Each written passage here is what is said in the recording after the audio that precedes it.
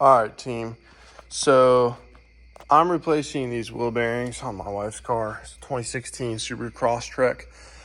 And I've already done these one time before, so I'm going to call myself an expert at these things. So you got to get everything pulled off. Go watch another video, figure that out. The cheat code here is what you do is you get yourself a nice little air hammer, like one of these.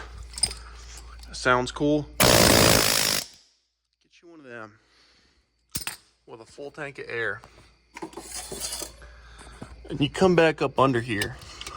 What you do first is you soak back here in between the bearing and the housing with PB Blaster. Soak it up. Then what you do, you get that in there, you get your high power air hammer, and you wedge it right in between the housing and the back of this shield guard, and you just let her eat. I mean, you just stick it in there. You got to get on your back and push it, and you just let her eat. Do it there. Do it on the top. Do it on this side, this corner here.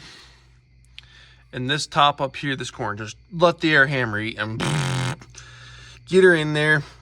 Then what you can do is you can get a screwdriver in there like this. You can kind of pry it open or use that air hammer. And yeah, you're going to damage some of the metal.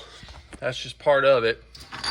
But once you kind of get it off, then what you can do is come back with a file and clean up this housing a little bit, and you're good to go.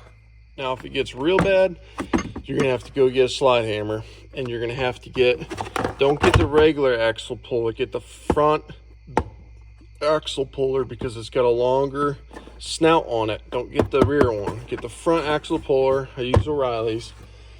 Get a slide hammer, and you're gonna have to get yourself a couple of bolts from the hardware store, like so.